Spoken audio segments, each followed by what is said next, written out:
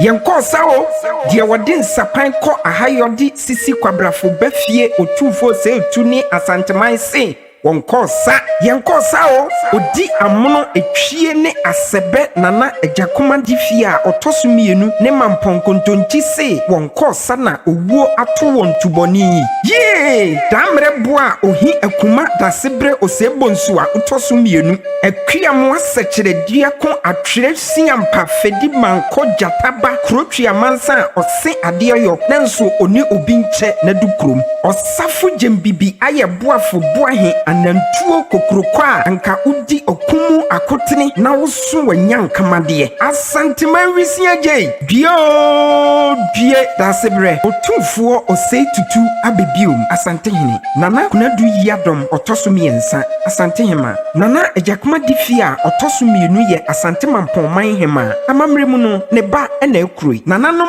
amanhene ne amanhema osum sikadwa nananom abrempon a osum sikadwa nananom atena nkonwa ewo Asante Mampon ne Mamponman de yaw ene avrefo eso manfo nyina se birichi a eboye ema owodi ne husumanka ne sumampre eka dasebre osebonsu otosumienu a osane Asanteman wisi agya no Asanteman ato abese no ne senti Asanteman wura ne Asanteman se ne doti ye hu enhyehyeye nie aye wo hu mumu bosome da etosonson ye memenda ye frɛ no fomemene ne da etoson wotwe ye kwasiada aye wo hu mumu bosome da etoson kunu ye duada eye fojo nananom se wode nansan mu da biara efri anopa no 9 edikopim anwumre no nsia beye amamre ne amane ede agya dasebre kwan na wama omanfo so kwan ama wabehwe dasebre ne no edi enkra etwatuo wo Asante Mampon dwitedwa ahemfie dwitedwa so tenafo na akuro no enintui mumianyitwi anyeterede na yemra emegya ne kwan kra